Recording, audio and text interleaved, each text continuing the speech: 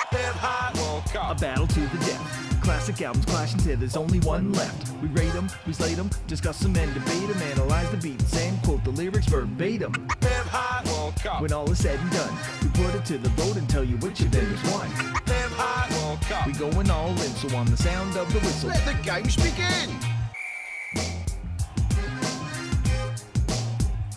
Hello and welcome to Hip Hop World Cup, the podcast that pits golden age hip hop albums against each other in a contest to find the ultimate champion. I'm your host, Danny Phillips, and joining me as ever are Steve Hitchcock. Hi, Steve. Hi, Danny. Hi, everyone. And James Larry Luscombe. Hello. Hi. So we're back. Welcome to Series 2 of Hip Hop World Cup, back by underwhelming demand. The runaway success of the first series has allowed us to come back and have another crack. This is exciting times, chaps, isn't it? We're back. Series 1 was just a massive, massive success. Tons of messages coming in from everybody who loved the show. What are your thoughts on Season 2? Just how many messages did we get in the end? I've got a calculator open on my thing. Let me just have a look so I get to carry the one. None whatsoever. But, we know that people are out there listening. We've had hundreds of plays. It's just nobody really wants to get into if you're out there listening to this and you regard yourself as a fan of this podcast, we do want to hear from you genuinely. We just want anything. We just want to know how you came across it and what you think. That's all really. Yeah, anything. You could maybe even be a guest on the podcast. Absolutely. Yeah, just come on, get in touch on Instagram at Hip Hop World Cup or Twitter at Hip Hop World Cup, and just let us know what you think of it. Even if you don't like it, don't be too harsh, but just let us know what you think. But anyway, here we are. Yeah, we're back for Series 2. However, for this series, FIFA has shaken things up a bit and come up with a new format, which they're calling the playoffs. Now, what are the playoffs? I can hear you cry. Well, how does it work? Well, in each episode, we're going to pick 2 golden age hip hop albums to compete against each other in a straight up head-to-head contest, a one-off match.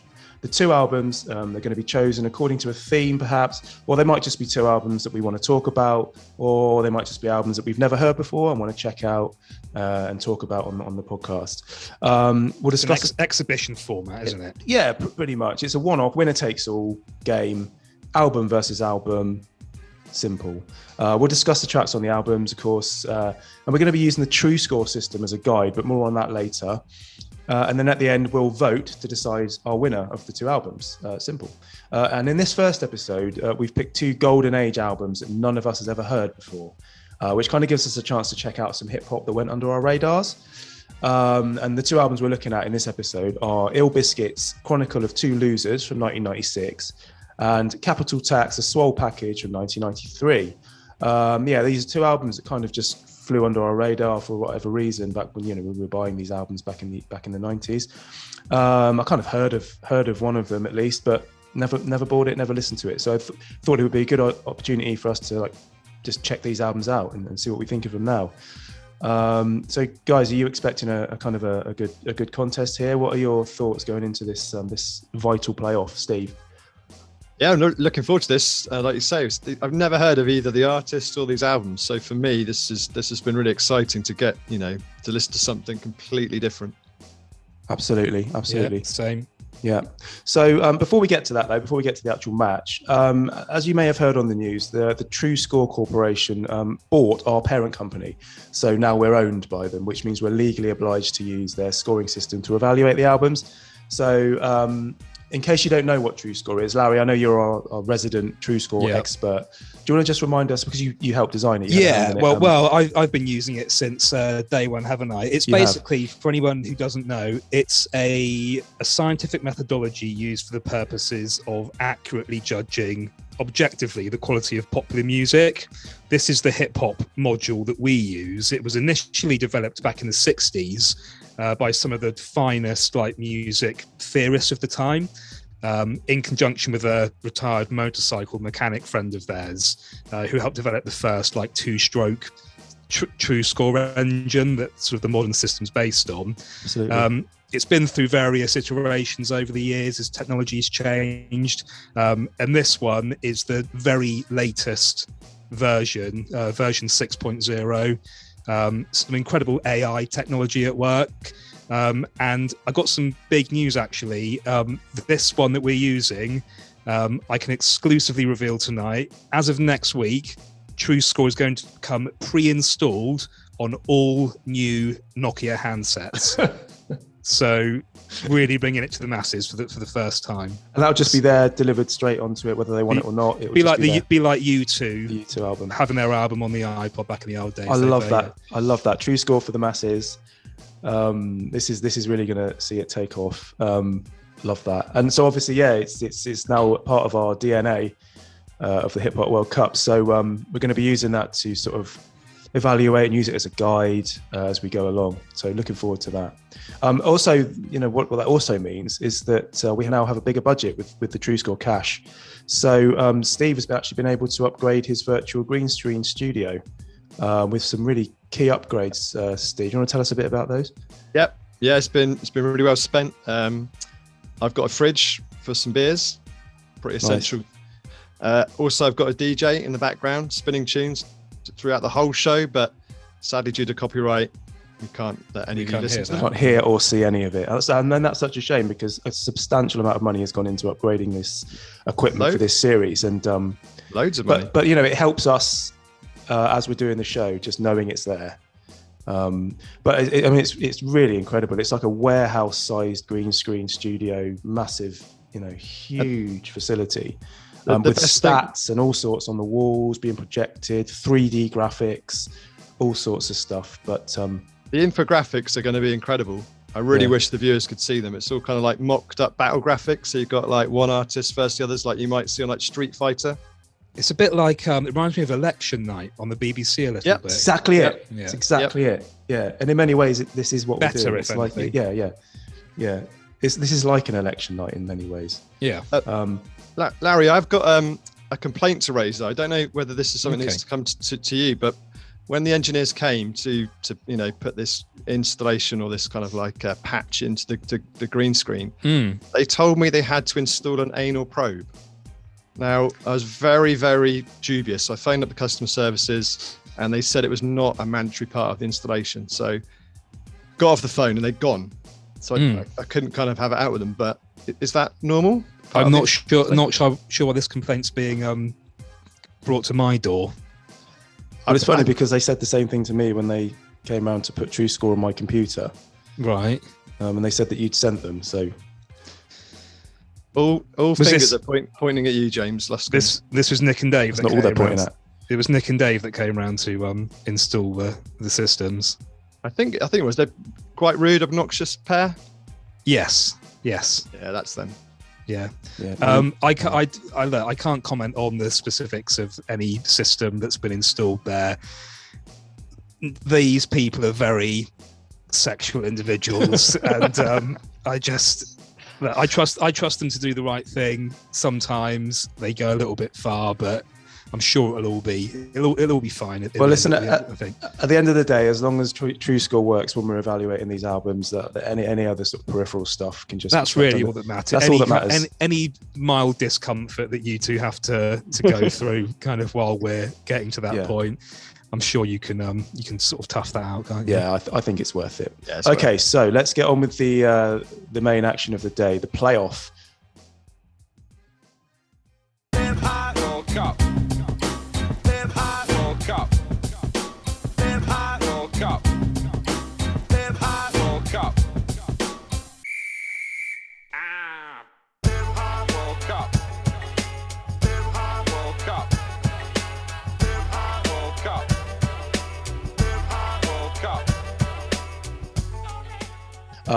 So just to point out, actually, in each episode and in each playoff we're going to have an impartial adjudicator, a guest adjudicator. And this week we've got Adrian Childs here again. How you doing, Adrian? Hello. You well? Yep, all good. So yeah, you all geared up and ready to ensure there's a fair discussion about these two albums. That's great to see. Great to have you with us, Adrian. So the first album we're going to be talking about is by a group called Ill Biscuits, who released, I think it's their debut album in 1996 called Chronicle of Two Losers, the first edition. Chaps, have you ever heard of Ill Biscuits before? Were these not on your radar? No, I did a bit of digging in this, Danny. So it was supposed to be released in '96, but it wasn't actually released, I don't think, until 2007. I think there was some kind of issue with it getting released at the time. I think that's probably why it went under the radar. So it was kind of never came out at the time it sort of made and intended to be released. I think so, yeah. Okay. Yeah, because I saw there was I saw the 2007 release, but it said that was a reissue. I wasn't quite sure whether it came out at the time. That's interesting. Hard to know what to believe on the internet these days, isn't it? Absolutely. But Ill Biscuits themselves are they're from Petersburg, Virginia, which is quite interesting. You don't get sort of many groups. Obviously, famously, Mad Skills is from Virginia, and they had a single in '94, "God Bless Your Life," which is on the album, which is one we're going to obviously talk about, with a B-side track called "22 Years." But it says in 1995, after they get the attention of Atlantic, the duo signed an album deal and were to release 2 more singles, and that's where mysteriously their Wikipedia page ends. So not a lot of material out there about Ill Biscuits. Yeah, what are your thoughts on them as a duo overall, Larry? Let's start with you. And in this album, Chronicle of Two Losers, what are your initial kind of thoughts about this album? Well, there are some good tracks on there, aren't there? I would say probably musically more so than lyrically. And it's it's got a sound that's really typical of '96. I think it's got really sort of nice chunky drums. It's got your horn stabs, bassy loops. It's a kind of cross between sort of DITC meets beat miners kind of thing, I would say. Yeah.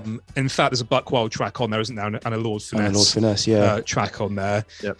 That ultimately sort of falls short of both of those kind of production camps. Although, 1 or 2 tracks would quite happily be on sort of higher profile albums, I think. That's my main takeaway. I think it's sort of music better than the sort of rapping, I think.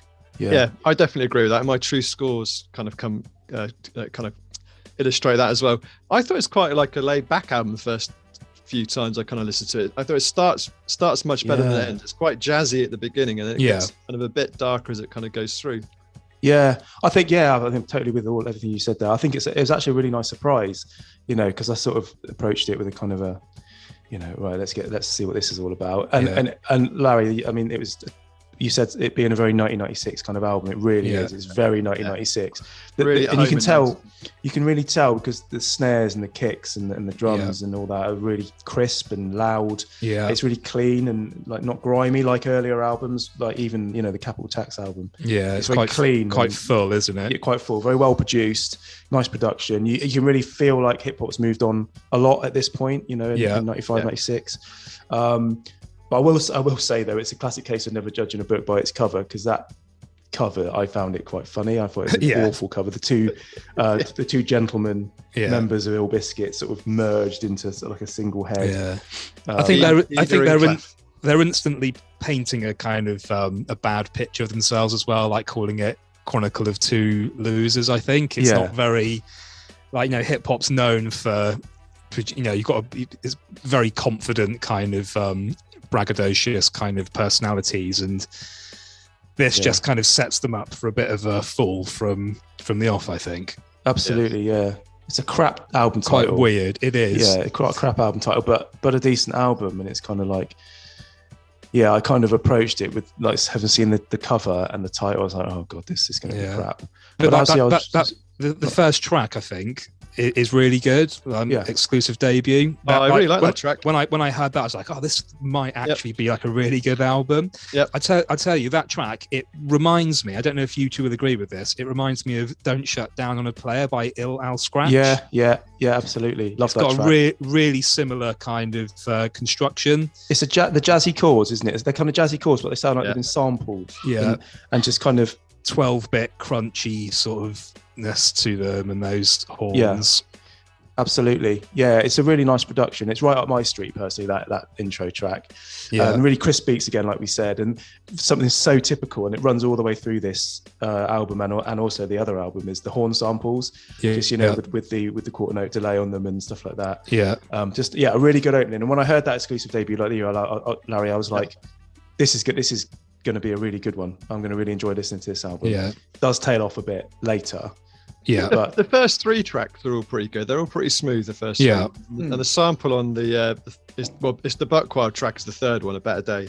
yeah, let's move on to that one actually now, because that's an interesting track. Because I looked at the kind of production credits on, I think it was Discogs or whatever it was. And I saw Buckwild. I was like, oh, okay, let's check this out. And it just did not sound like a typical Buckwild beat to me at all. It was a lot more saccharine, kind of with the tinkly pianos and that sort of the surface sample. And I was a bit like, whoa, this isn't Buckwild. Maybe he kind of changed his style as he got a bit later on. I found it really disappointing for a Buckwild track, because Buckwild's one of my favourite producers of all time. Like, he's in my top 5 all-time producers. Right. And I just would never have guessed that this was his production. I don't know about what you thought. I thought that was kind of I'm not a Buckwild expert by any means. I will say that, like, A Better Day and Exclusive Debut are the 2 highest. They both kind of got a 4 from me. That's interesting. I gave them, they got 3.5 from me. I think I was a bit harsher with my judgments there.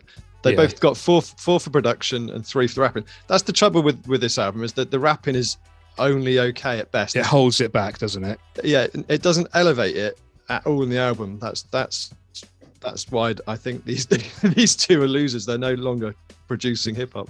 Yeah. Yeah, they're not like the most gifted MCs I've ever heard in my life, but they're okay. They're decent. They're serviceable, and they do a decent job. The rhymes are decent, and they just sort of inject just about enough energy into it to keep you kind of engaged. But in the first maybe half of the album, as it gets later on, you kind of it sort of wears a bit thin. But see, my perspective on the rapping is that they've got quite good voices.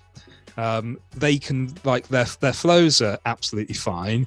I just think the lyrical content is just really asinine and forgettable. Like, I was kind of, I've always said that music is always the thing that I really latch onto with albums. That's what kind of makes them my favorite.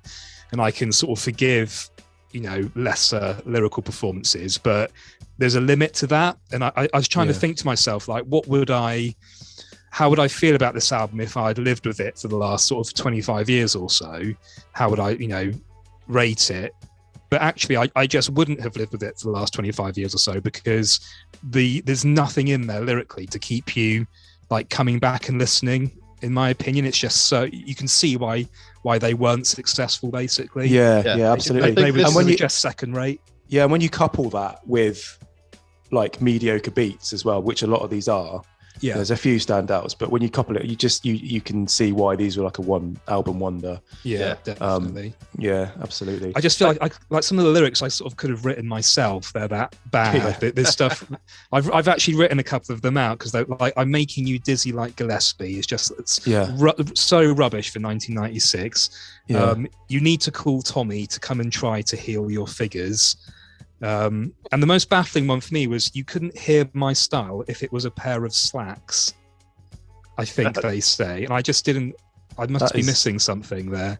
That's bizarre. Yeah. Maybe because slacks, they rub together and make a sort of a swishing sound.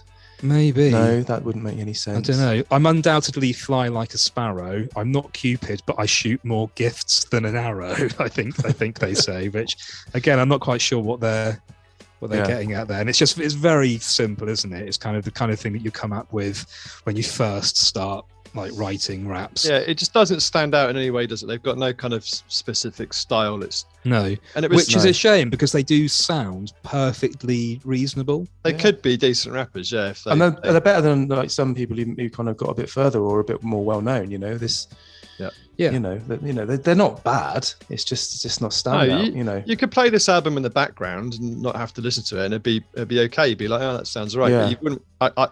I was quite excited listening to this the first couple of times, but it isn't an album that I'm ever going to come back and listen to. God, no. I think Exclusive Debut and A Better Day I'll probably keep on a playlist somewhere. Yeah. Well, so do we think that Buckwild didn't produce that track? Because it doesn't sound anything like him, does it? No, I think he did. I think he, wouldn't credit him if he didn't. I just don't think it's a typical Buckwild beat, and I don't think it's a particularly good Buckwild beat. I think it's quite lazy, like, just taking that whole chunk of that track and repurposing it. And it's not even that great a sample. It's a bit late 80s soul samples. Yeah. Not too keen on that when that sort of stuff. Chill factor's a bit like that as well. Yeah, and it sounds cheap. That sample sounds cheap. It does, but you can hear they're trying to aim for chart success with that one. Exactly what I was thinking. Yeah, it's kind of got a nice sort of poppy feel about it with a nice hook as well.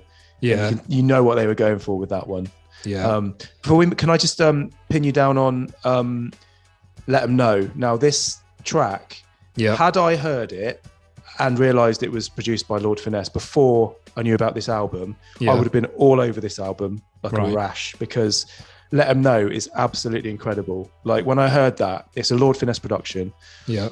I've called it my MVP of this album, 5 out of 5 on TruSkore. Okay. Best track on the album. It's one of those tracks I would have put on a compilation. 5 out of 5? Yeah, I would have put it on a compilation. Wow. It's exactly the sort of hip hop I love. I love Lord Finesse. It's got all his hallmarks, the multi-snare hit stuff. He's got sleigh bells in there. He's got that kind of that snare drum with the kind of metallic sounding snare drum, killer bass line. It's got loads of those horns and stuff drifting in and out of it. It's classic Lord Finesse, and I would have been all over that if I'd have heard that back in the 90s. And then what's more, the MCs kind of come alive on the track as well. They seem to sort of wake up a bit, and they're like all over it. And there's a shouty chorus, and they probably know that because it's Lord Finesse, that maybe is going to get some airplay, and they're sort of hyped up and excited to be on it. Yeah, exactly. And I think it's such an incredible album. Just an incredible track. And had they all been at that sort of standard, this could have been a memorable album, a much better album. But I'm surprised you like it that much. It's one of my lesser rated ones. I think you're right. It has got those hallmarks of Lord Finesse. Like when I first heard that little snare kind of bit at the beginning, I thought, oh, that's interesting. I'll look it up, and sure enough, it was Lord Finesse, like his kind of classic sort of thing that he used. But I wasn't actually. I'm not kind of overly keen on the main sample that they use. Just sort of marked it down a bit for. Horses for courses. Are you sure that's a 5 out of 5 track? It is. To me, it's my favourite. Sort of recalibration there. I've got 2.75 for that one. It's the best. How are you getting decimals on your scores? I've marked it out of 5. each track out of 5. Where are you getting decimals from? I wanted to give it a 2 or a 3, so I went in the middle. Oh, right. Well, I don't know. You're obviously hearing a different track than me, because to me that is it's the only one that I would ever listen to again. It's phenomenal. But I'm a massive fan of Lord Finesse though, so his production style is right up my street. As I've said before when we talked about Big L's album, the way he sort of hits the snare like loads of it's just I think the trouble for me, by the time I get to that part of the album, it's just everything's just getting really stodgy and boring. Just like, it woke me up when I was going through the album. I was going, oh yeah, God bless you, love. And then this one come on, I was like, oh, finally, this is sort of hip hop I'm into. I actually prefer Bare Essentials, which comes after the next one, after the interlude. That's got that got like a 3.5 for me. It's got a 3.25, and I've written nice little beat, bit wasted on these two. I've given that a 2 out of 5. That one, I don't like that one at all. I've written paint by numbers hip hop. Lacks energy, boring hook. Don't like the bass line. No, not for me. Not for me. There's a lot of tracks like that here that just kind of are just plodders. They just go along. They do. And the MCs do nothing to lift it. Any decent album either needs to come together and be cohesive. We need things that kind of like elevate it at different points. That like you can look forward to something. And this gets its best track out of the way first of all, and it's just it's just background music then. Background. Yeah. Recognize is quite good, the very last track, and I would have put that a lot earlier on the album.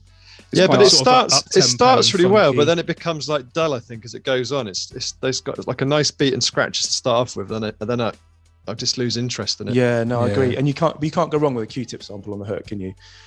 But it's got a bit more energy, and I did think it's got a nice closer for the album with a nice sort of piano loop, but like you say, it just didn't make me go, oh, this is amazing. Like once the beat kicks in and you kind of get what it's all about and what it's going to be doing for the next 3 minutes, your interest sort of drops off. And so did you two give the whole album an overall score? Yeah, represented as a percentage. As a percentage? Well, the way I did it, right? I had I gave each track, not including the skits, a mark out of 5, added up all of those scores. Yeah. And it was sort of, so how many tracks there were, so you times it by 5 to get, so in this instance it's out of 55, and so it got 31 out of 55. This is not how TruSkore works. I did an average. How do you do an average? How do you do that then without giving each track a score? You just, have you got it in Excel or something? No. I just marked each track out of 5. Oh, okay. Well, you just add up all the scores and divide them by the number of tracks. Let the TruSkore spreadsheet do its work, Daniel. Hang on a minute. So you add up all the scores and then divide by the number of tracks? Yeah. Yeah. So I've got, the TruSkore average for the album is 2.81. Yeah, but there you go then. That's the TruSkore for the album. You know what? Mine is 2.8 as well. Oh, okay. Okay. I've got 3.1. Right. How that fares against the other album, we shall find out later. Jeopardy. Cool. So anything else to talk about with this album? I just wanted to mention the 2007 reissue. I think I might have mentioned earlier. It's got the track 22 Years on it, which is another Lord Finesse production, which was on the original version of the album back in when it first came out. But it was re-released in 2007 with like 4 bonus tracks on it, including 22 Years, which Wikipedia describes as highly sought after. And I listened to it, and actually it's really good. It's like Let 'Em Know. And as a result, I was a big fan of it, but obviously I don't think you two probably would be for what you're saying. But it's not on the streaming sites version. It's not on there. Okay, but it's really good. I had just one little thing to mention about this, and I've got quite a specific gripe with production on a few of the tracks from here on this album, like enough to bother me. And it's that it's on most of the ones that are produced by Mike Lowe. He's got a habit of picking horn stabs that are ever so slightly out of tune with the main sample, and it just makes all of his tracks sound slightly like discordant and uncomfortable to listen to, and I therefore instantly want to skip past them. Like, is that just me? Am I being too producery with that? I don't know what you think, Steve, but the way I look at it is, hip hop is kind of, it's a mishmash, isn't it? And sometimes so many producers they throw in samples that don't quite match match the key or match the note, and that is just part and parcel of hip hop. It's quite raw, it's quite it's quite patchwork. It is like that, and I don't think they often care about that sort of thing. You've got a musical ear, so it's obviously bothering you, and obviously they've got a musical ear, don't get me wrong, but that sort of roughness, that sort of contrast and that discordance is what they sometimes are aiming for. Fair enough. But I don't think, it doesn't sound like this was deliberate, but it doesn't really usually bother me. But I know it was just there's something I couldn't quite sort of put my finger on, sort of what I was bothering me about some of these tracks. And I listening, it seemed to be that, like, it just a little semitone out or something on enough of them that I kind of think he must be a little bit tone deaf or something, maybe. I just can't have that level of appreciation. You've got a much better ear for that sort of thing. I don't understand any of that technical stuff, so I can't comment on that. I think there's a nice naivety to that. I can just appreciate for what they wanted normal people to listen. It might be me that's got the tin ear, and I'm hearing it wrong. I don't think so. Sometimes it's just about a vibe and a feeling, and sometimes I don't always care about clashing notes and stuff. But I mean, if that was enough to put you off, then maybe, was it Mike Lowe needs to go back and have a little think about it. But that's cool. Steve, anything else to add about this album you want to talk about? Any other tracks?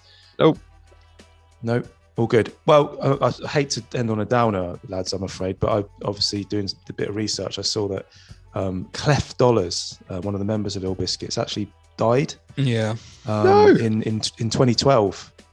It was a heart attack. So much love going out to Clef Dollars and all his family. Sad time, sad way to end it. Shame they never got that second album. But this one's going out. You know what? The other thing that I did have in my notes is that I would have liked to have heard like a second album from them, like to see if they could develop lyrically, because I think they've got all the other ingredients for it.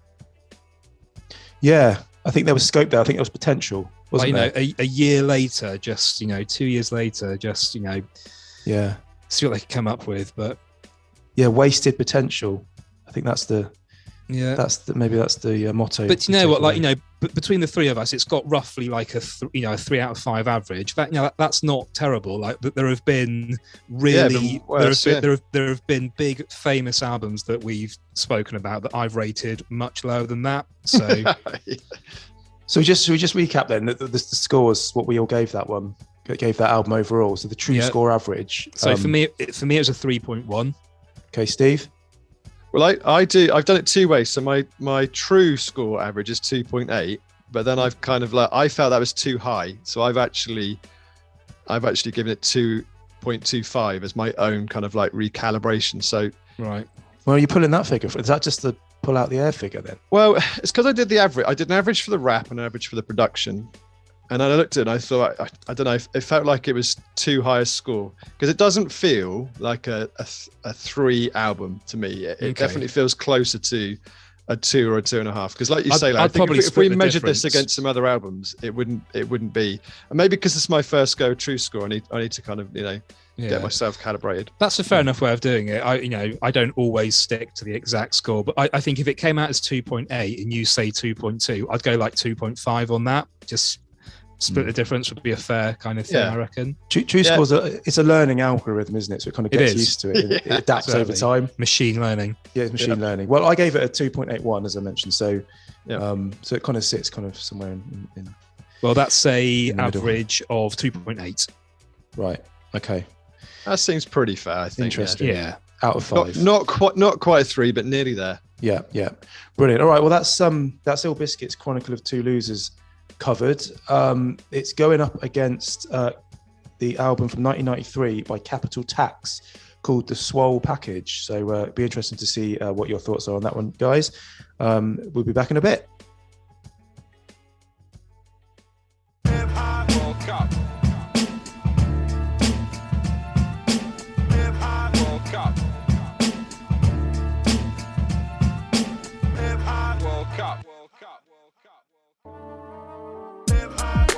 Come on, y'all. Let the games begin. Come on, y'all. Let the games begin. Come on, y'all. Let the games begin. Come on, y'all. Let the games begin. Hi, and welcome back to Hip Hop World Cup. We're back for season 2. We are talking about 2 albums, Ill Biscuits Chronicle of Two Losers and Capital Tax SWOLL package. They've gone up against each other in a playoff. Now we're about to talk about Capital Tax SWOLL package from 1993. Quite a sort of a low-key album, one of those for kind of heads in the know, really. It wasn't a widely known album.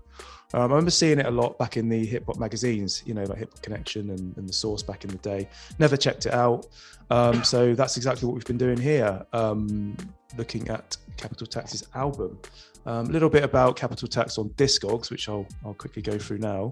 They're from Oakland, California, same place as I think it's Hieroglyphics come from, and you know, the Bay Area, Too Short, E40, all those lot, Dell, all them lads. Yeah, all them lads. And the group consisted of rapper Total Mind Devastator. Yep. A gentleman called DJ Cool Al. So I just laugh because we know somebody called Al. That just made me laugh. DJ Big MC and Scruff. And here it says that along with dancers Bozy and Loose Dookie. So they Oakland groups liked having dancers, didn't they? They did like having dancers. It was Digital Underground, famously Tupac was one of their dancers, wasn't he? Absolutely. And MC Hammer. MC Hammer, he liked to dance, didn't he? Yeah.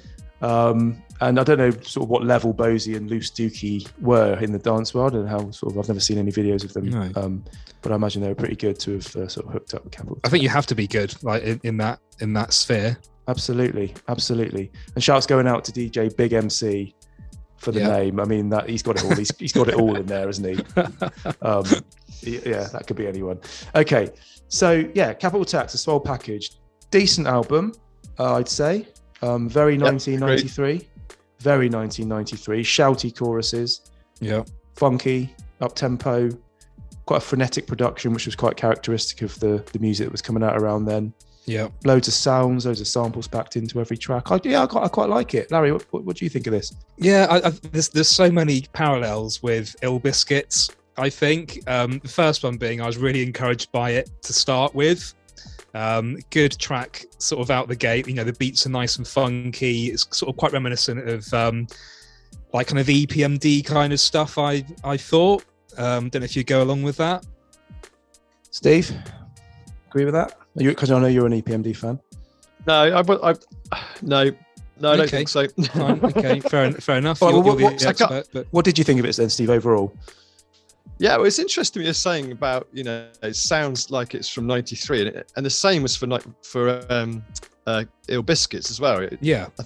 I think I went out for a run the first or second time I listened to these albums, and I was trying to picture in my head which year they were from, and I actually said 93 for this album. I was like, oh yeah, blimey.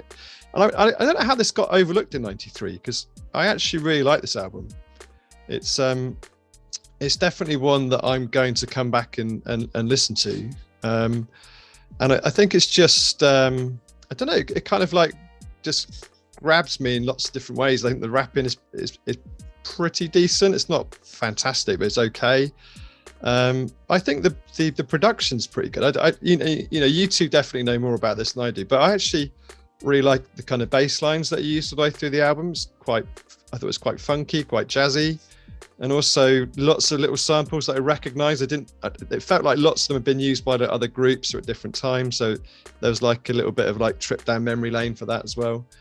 And I thought it was pretty decent. Nothing exceptional, but I also wondered, like, how did it get overlooked? Because I think there's enough decent like stuff in here for it to have got kind of like more airplay and more. I think because it got drowned out probably in 93, because there were so many albums like this out in 93. It reminds me very much of albums like Original Flavour and Trends of Culture, Rumpelstiltskins, sorry.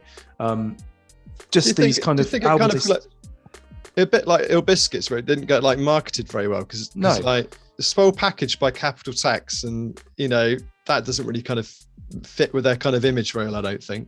No, I just think, obviously, perhaps not marketed very well, but it just got lost in the crowd, and I think it didn't do enough to kind of stick its head above the parapet and go, this is really is an album. It didn't kind of make that step up to get that mainstream recognition. I would personally say it's simpler than that. I think it suffers the exact same fate as Ill Biscuits, in that just the rapping isn't on point enough. Yeah, the rapping itself is fine. It's just, again, it's the lyrics. Like, there's nothing memorable. Nothing exceptional, there. Is there? He's got such a cheek calling himself the Mind Destroyer. Like all Devastator, get it right. Devastator. I thought it was Destroyer. That's what I've got written down here anyway. Right. But all he devastated for me was my kind of enthusiasm to listen to it all. Really, just one of those albums that just by the sort of just past the halfway line, you like say, I get it. And I don't really need to. I disagree a little bit. I think the more that I've listened to the album, the more I've kind of like come to appreciate some of the things that he's rapping about. Because it starts like, Danny, I think this is probably your favourite track, Mr. Wonka. Nailed it in one. Yeah, it's my MVP for the album. The first time I listened to it, I'm like, what's this all about? And then obviously listen to it a bit more, and it's kind of a track about making sure his penis performs properly when he's out and about. It's a very odd subject matter for a rapper, isn't it? Very bold. Let's dig into it. Yeah, so Mr. Wonka, I really like it. It's my favourite track. It's a great opener, I think. It's got really good energy to it. I love the sample and the drums. I think it all works really well together. Proper head nodder. And I personally, we're saying they're not great MCs, but I personally find the rhyming really good on this one. I think it's a really good flow, and the subject matter about not being able to, it's like erectile dysfunction, basically. Yeah. We should have got Pele to talk about it, shouldn't we? You will not hear other rappers talking about this. This is a man who's comfortable with himself. Absolutely, yeah. And loads of inventive names for their wanger, and lots of, talking about it and sort of different scenarios where it's a problem and it not quite working. And that's something you're quite familiar with as well, Steve, isn't it? You must have really connected with this song. Yeah, it's like my own personal anthem now. Yeah. Is it the first hip hop track about erectile dysfunction? I can't think of another track like it. It must be like, who else is gonna? But like, he's not boasting about it, but like, no one else is gonna admit to that, are they? Absolutely not. No. Oh, yeah, it's quite a bold move. So I was kind of like grabbed by that initially. Was when the album came in, but and it is an earworm. I think the production is definitely one that I've got stuck in my head now, just going over and over again. So yeah, it's a really good track. I TruScored this 4 out of 5. Yeah, me too. Exactly the same. Okay. Yeah. What did you give it, Larry? Just a 3 for me. Yeah. Not feeling it as much. No, I mean, it's just kind of, it's a 3 straight down the line, really, isn't it? Yeah. I think. What are you looking for? What is it that elevates it for you? Like, I'm interested to know what. Like a 5 would have to have like exceptional music and exceptional raps as well.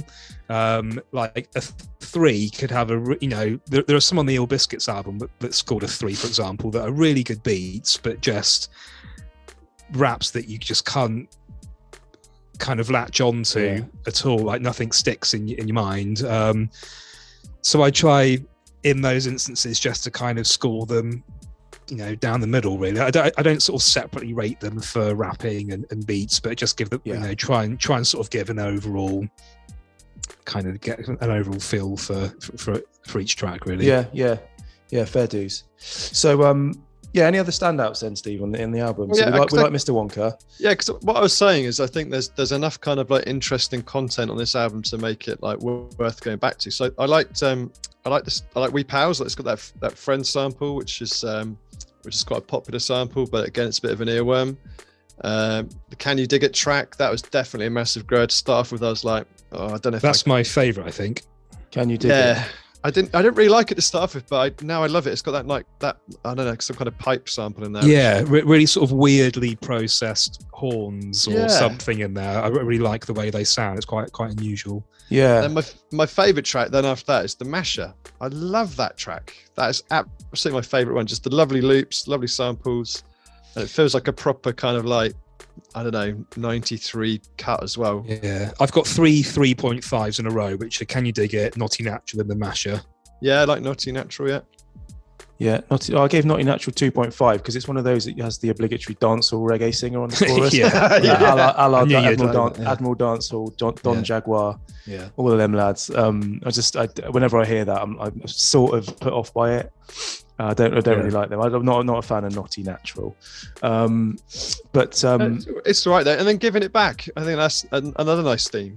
I think they really have thought about the content of their raps a lot better than kind of Ill Biscuits, and another nice bass line on that track. Yeah, I thought with Giving It Back, the subject matter, I just thought quite simply that they have not earned the right to write a track about not forgetting where you come from when you become successful. Like it's that's a second album at kind of at the earliest. Yeah, absolutely. I thought that one, I gave it a 3, but I've got like sounds similar to the others, average beat, nothing that stands out, bit dated, but good horn sampling. Their horn sampling game is on point in that one. I really like that. Yeah. And just coming back to which one was it? Can You Dig It? I've got the word mediocre written there as well. And I noticed for some reason this lyric stood out to me. It goes, "As I pop the cork on the bubbly, the shit sounds lovely. We rug in like rugby." Yeah, I remember. I was like, hang on, did he say rugby? Yeah. I just thought it was pretty bad, really. But it's pretty weak stuff, isn't it? Pretty weak stuff. Yeah. And what else we got going on here? There's a song called "I Can't Believe It," which was released as a single. I gave that 3 out of 5.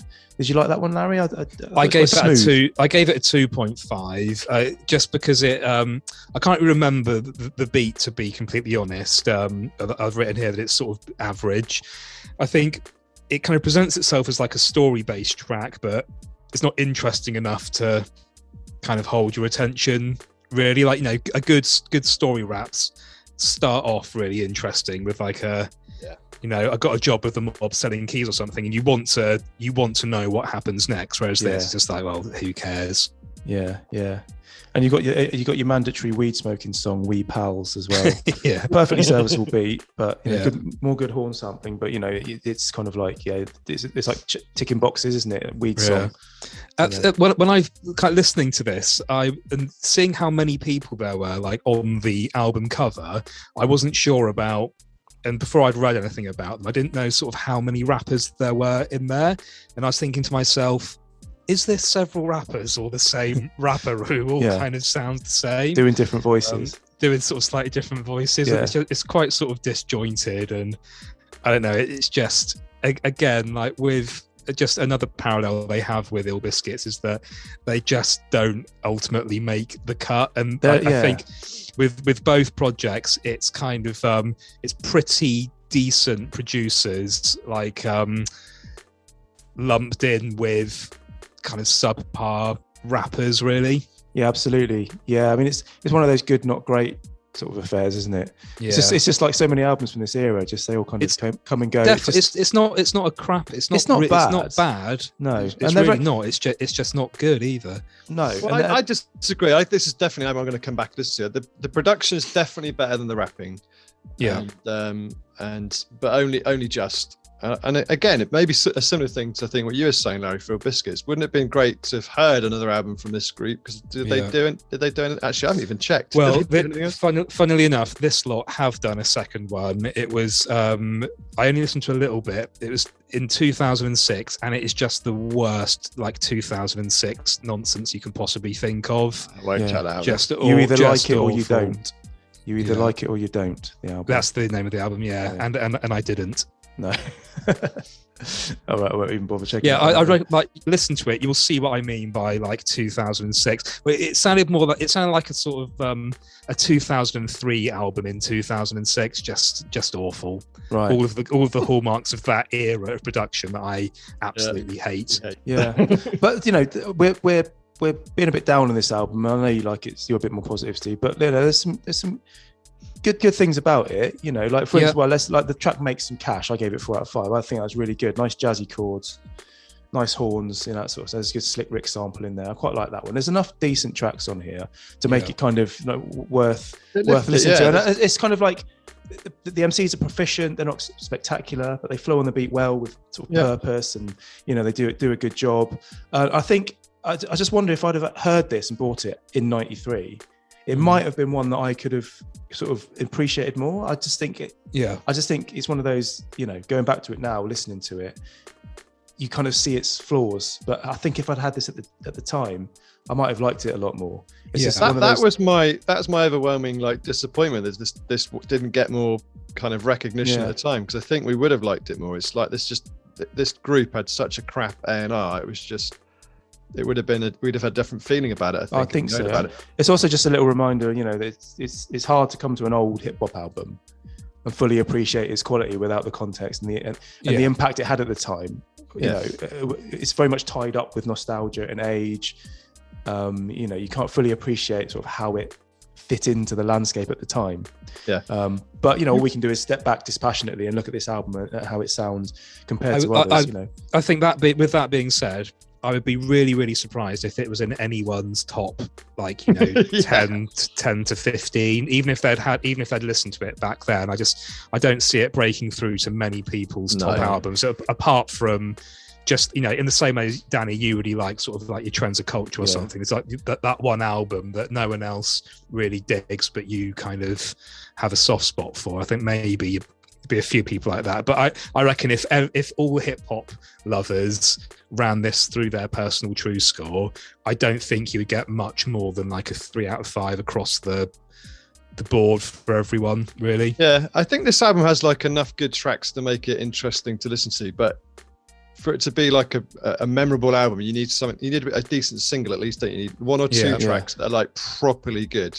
And like Danny said, you're up against so many good albums and sort of singles and crews from this era. Someone like this is just not quite good enough. It's one for the heads, I think. You could compare this to like you know, I mean, I've, again, not an expert on the man, but I sort of thought that he's a bit of like a subpar Redman, like that kind of delivery and but if you compare him to Redman, like there's just no kind of who are you talking about? Like the guy like TMD Mind Devastator. Mind Devastator. Not DJ Cool Al or DJ Big MC. You mean? No. Yeah. This is TMD. Yeah, just doesn't quite make the grade, unfortunately. I gave the rap 3 out of 5 on TruSkore, which isn't like awful, but it's just average, isn't it? Yeah. Funnily, just above average. Funnily enough, one of the weird notes I've written down, and I don't know if I agree with myself, is it says reminds me of Das Effects in places without the diggity. Without the diggity stuff from the Dead Serious era. I didn't write that down, but I had that same thing. And that was why I was thinking of sort of EPMD and like, what was it, Death Squad? And just that kind of, it just reminded me of like an EPMD, a Redman, a Das Effects, that kind of, in that kind of sphere, but just doesn't touch any of it. Doesn't have enough character to kind of reach those heights. No, absolutely. Okay, and just an interesting little footnote. I don't know if you heard In Memory Of, the track In Memory Of uses the same sample as Bible by Jizza. Okay. Our Love Has Died by the Ohio Players. I didn't. I thought you might have picked that one up. Certainly you, Steve. I know you both love that track by Jizza. I didn't notice it. That In Memory Of, though, that's just a little skit track. Yeah, it's a skit track, but I just heard it. Oh, hello, that's I recognise that, and I realised it was the same as that. That passed me by. Yeah, cool. Right, any other business on this one, or should we move on to the vote? Do we reveal our true score for it? Well, we can do. It doesn't necessarily reflect what we're going to vote for. So yeah, let's go for it. I mean, this one calculated as a 2.91 for me. Okay. 2.91. Yeah. Steve? I had 3.4, but I recalibrated it to a 3 because I thought 3.4 was too high for this album. Okay. Well, do you want to split the difference and go for 3.2? Would that be fair? Do you think? Yeah. Or do you want to go with your lower? I think 3.2 is a very fair score for this album. Okay. Well, I gave it a 2.7, which makes the average 2.9. Okay. Yeah. And what was it for? I think it was 2.9 for the other lot. 2.8. Yeah. No, it's 2.9 by my reckoning. Oh no, sorry, that was when I uprated Steve's score to 2.8. It was actually 2.5, wasn't it? So you're listening to Hip Hop World Cup. So yeah, the new maths-based hip hop podcast. So despite the 2.8, and 2.9, so it's a very closely run thing. I should just stress at this point, dear listener, that these scores and these numbers are just a guide. They're just what we're using to sort of contextualize our thoughts, sort of crystallize it somewhat. It's not necessarily going to be reflected in the album that we vote for. That's right, gents, isn't it? Absolutely. So we're obliged to do that now. We're obliged to do that. If we don't, we will be taken off air. So you just have to permit us to do that. Right. Well, that all sounds great. So let's go away. Let's contemplate. I'm going to sort of sit down with Adrian Charles, just check we've done everything above board, our official adjudicator. And when we come back, we're going to vote and we're going to find out who's won this playoff in episode 1 of Hip Hop World Cup Series 2. See you in a bit.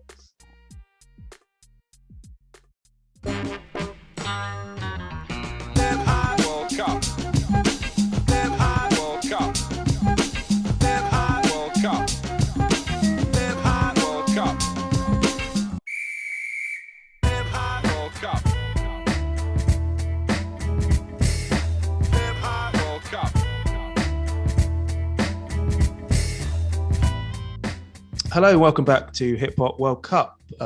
We're just been locked in a room for 3 hours with Adrian Charles. He's been telling us about why he's got a urinal in his house. We won't go into it here. It's a bit too, we won't get bogged down in that now.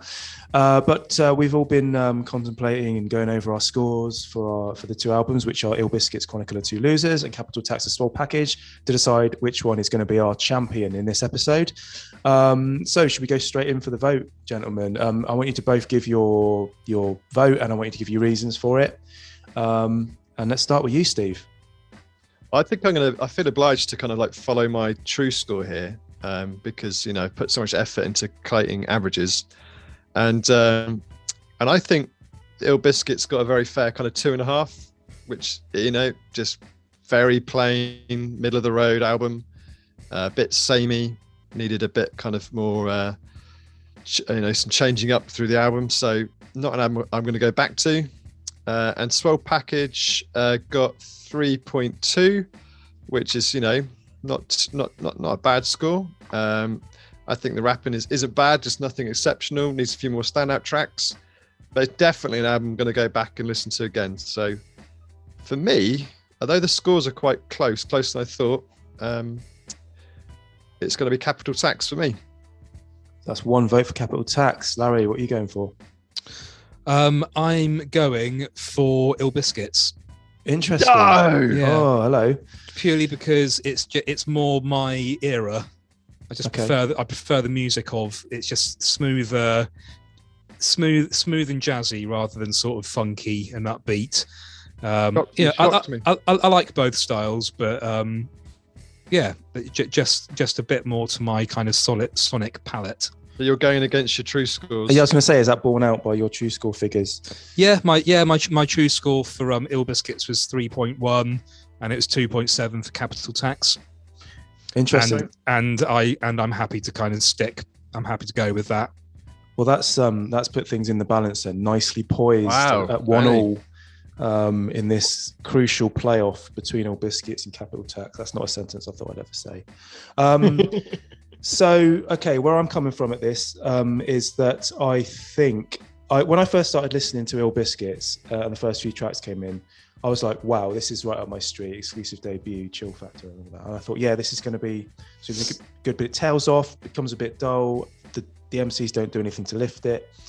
And it's a similar sort of situation with Capital Tax. I've started listening to it, Mr. Wonka, I loved it, and Make a Move Y'all came in and it had good energy. And I thought, yeah, this is another one I like. And it kind of tailed off again. But I think, evaluating them both, I think I am going to stick with my TruSkore, and I'm going to go for Capital Tax as well, because I think it's just a bit more up my street. It's very much reminiscent of some of the albums that I love that are in my collection, like Trends of Culture, Rumpelstiltskins, that sort of 93 high energy flavor, like shouty choruses, all that sort of thing. It's a bit more up my street. Don't get me wrong, Ill Biscuits, there's some really good stuff about it. I do like that kind of 96 style production with the crisp snares. I was expecting you to go for that one. Yeah, I was expecting to go for it as well, certainly when I first started listening to it. But it just didn't have enough, like even with Let 'Em Know on there. Like I could happily just take Let 'Em Know and that would be the only one I listen to, maybe exclusive debut. Whereas I can picture myself sort of popping Capital Tax on and maybe listening to it all the way through. Again, this is just kind of like a gut thing, not necessarily based on the figures, but I just think Capital Tax just feels a bit more up my street. I don't know. I might be wrong. I don't know. It's a difficult one, but yeah, not wrong. You've chosen well. Yeah, I think that's with your TruSkore as well. So that's with my TruSkore as well. Yeah, and I think I'm happy with it. I'm looking at my sort of what I thought about Ill Biscuits and like the Let 'Em Know track, and you know, there's some great stuff on there. That's like on paper, you would say it's my sort of thing. Yeah, and I can see why you're surprised, Larry. But I just think as an album, as a package, as a SWOLL package, yeah, Capital Tax is a slightly better album. I will say as well, I listened to and rated these albums in that order this morning, and I wonder if I'd listened to Capital Tax first, maybe it would have scored a bit higher. Maybe I was just a little bit kind of annoyed with having a bit fatigued, don't you? It's like, fatigued at that point, maybe that was a mistake. Yeah, maybe it was. I'm just pleased to have chosen the winning album for a change. Yeah, how's that? How do you feel, Steve? How's that feel being on the winning side? I don't know. I don't know. I'm gonna have some sort of celebration. In fact, look at the green screen. Wow, fireworks, it's going champagne. crazy. Oh, it's amazing. And it's money well spent. And it's now scrolled onto some of your holiday snaps, Steve, which is quite distressing. Don't look at those. Is that you? That is not a mankini. That is in the not shower. A mankini. So okay, well, we'll leave that. You might need to sort that out, Steve. That's going to become decidedly unpleasant in a minute. Cool. Well, there we go. Capital Tax, the SWOLL package is our winner for this playoff. Deserved winner, I think. Good winner. But what do you think? I mean, what do you think of our winning album? Do you agree? Disagree? Or maybe you just want to, do you want to share your thoughts on 90 in general? If either way, just hit us up on Twitter, Instagram. Let us know what you think of the podcast. As we said earlier, we want to know what you guys out there think of it. Do you, are these the ramblings of three mad men, or are we saying stuff that you actually care about? So let us know what you think about the podcast. But for now, thanks for listening, and join us again for the next episode. Peace.